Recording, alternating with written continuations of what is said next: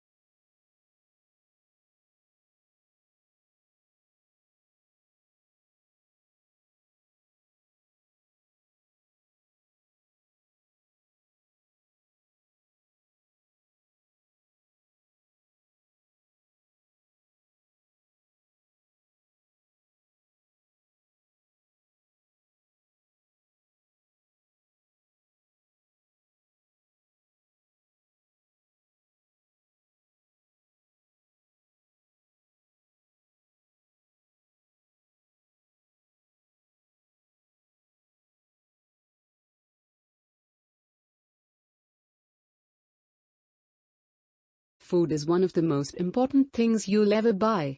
And yet most people never bother to think about their food and where it comes from. People spend a lot more time worrying about what kind of blue jeans to wear, what kind of video games to play, what kind of computers to buy.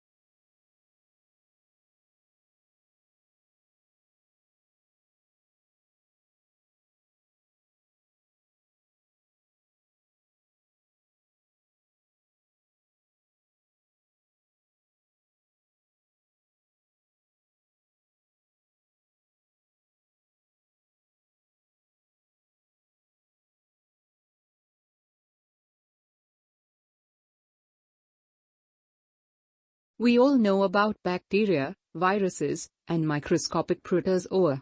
We can watch the way that these tiny agents move into our bodies and damage our organs. We have a growing understanding of how our body mounts defensive strategies that fight off these invaders, and have built some clever chemical that can help mount an assault on these biovillains.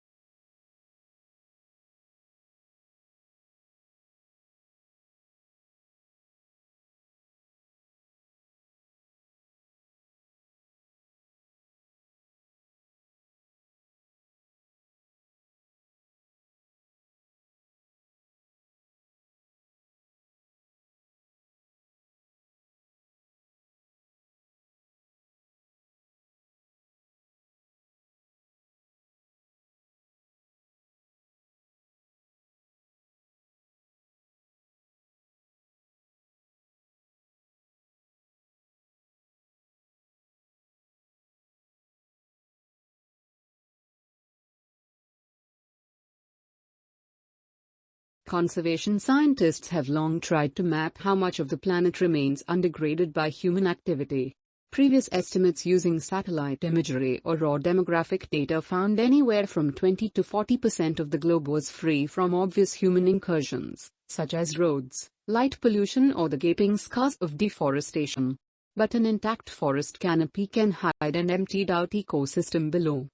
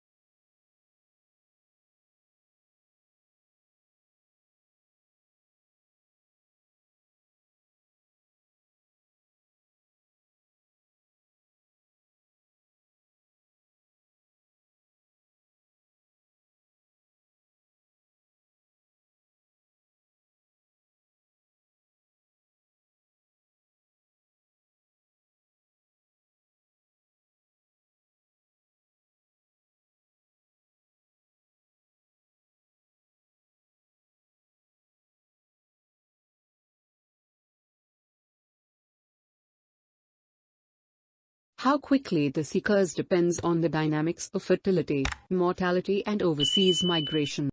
While a moderate pace of demographic change allows for gradual adjustment of the economy and policies to the changing population demographics, rapid changes are more difficult to manage. As a result, governments and society as a whole may need to take actions to address these issues.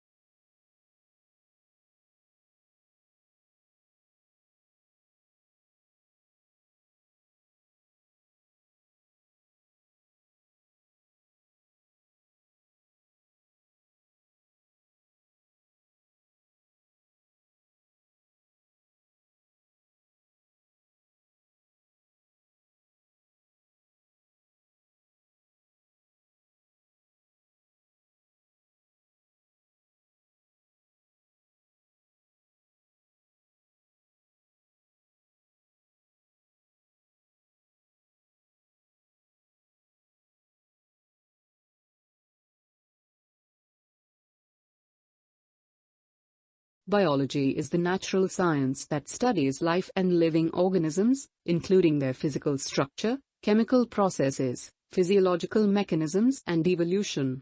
Certain unifying concepts consolidate it into a single and coherent field that recognizes genes as the basic unit of heredity, and evolution as the engine that propels creation and extinction.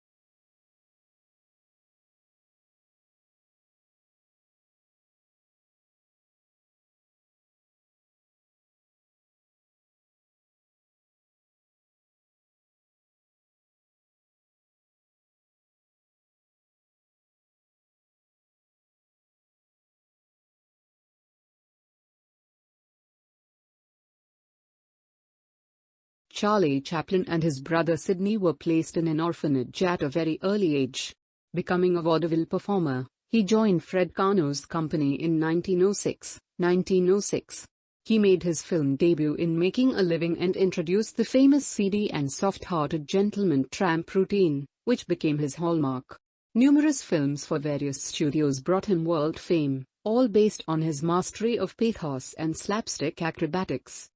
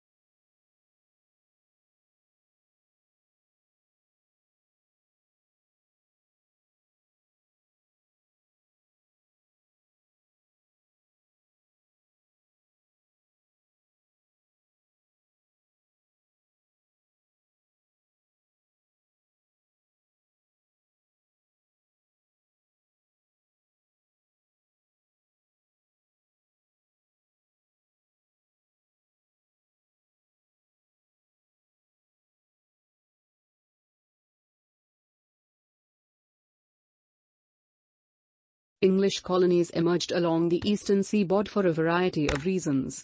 People, primarily men, originally migrated to Virginia to find gold and silver to make a quick profit. After it became evident that there were no precious metals in the area, men came to Virginia to start cultivating cash crops like tobacco.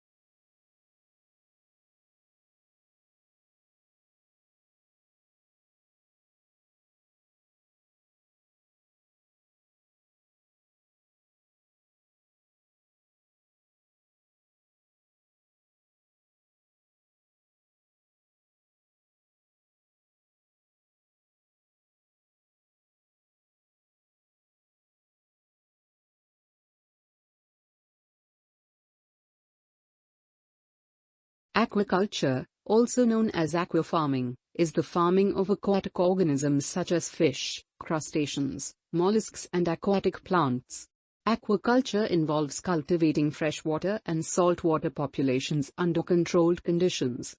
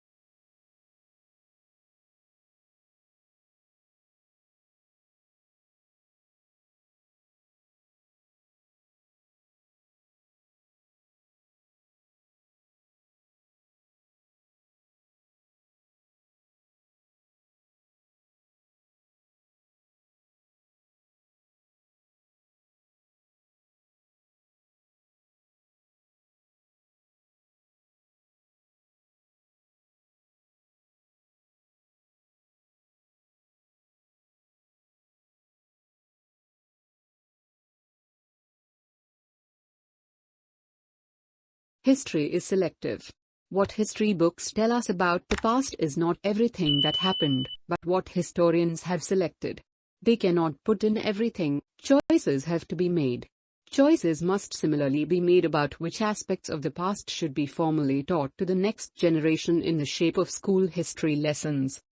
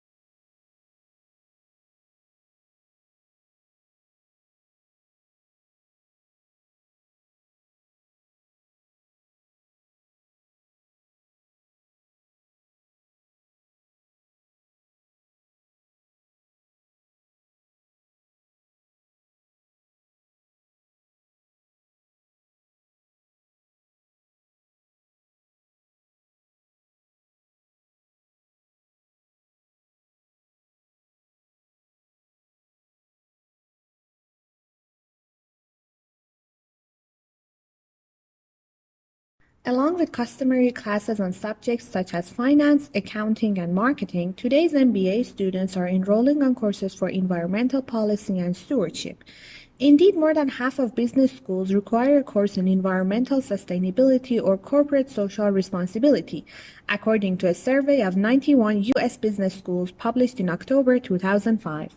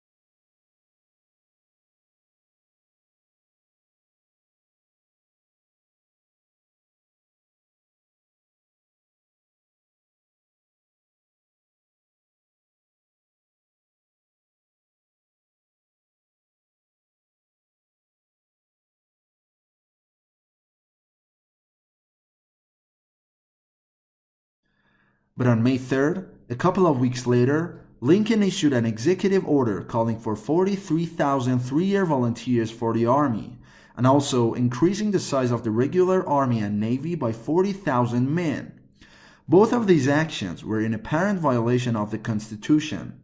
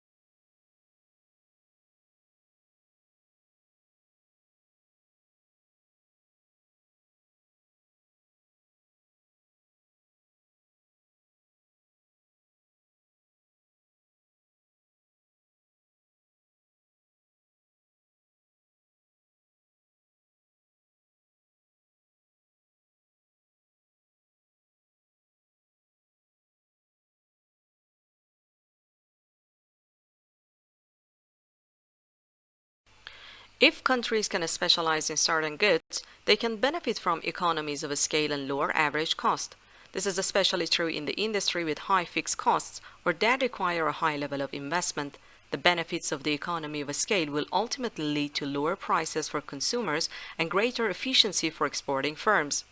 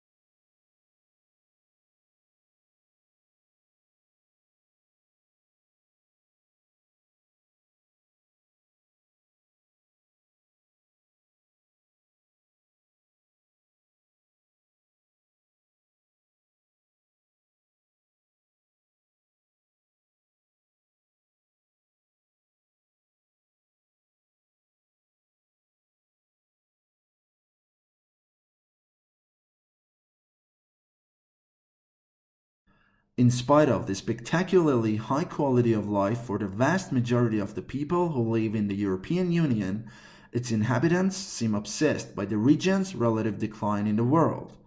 Slow economic growth rates and high unemployment have reinforced the impression that Europe is unhappy with today and unsure of tomorrow.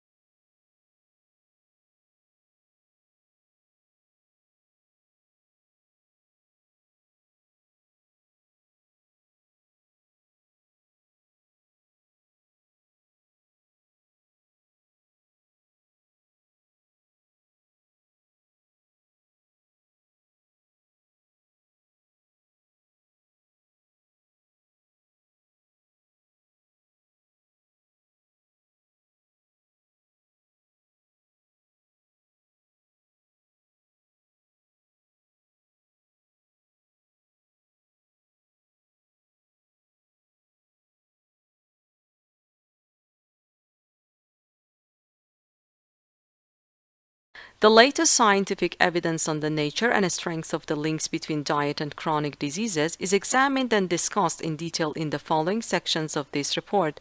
This section gives an overall view of the current situation and trends in chronic diseases at the global level.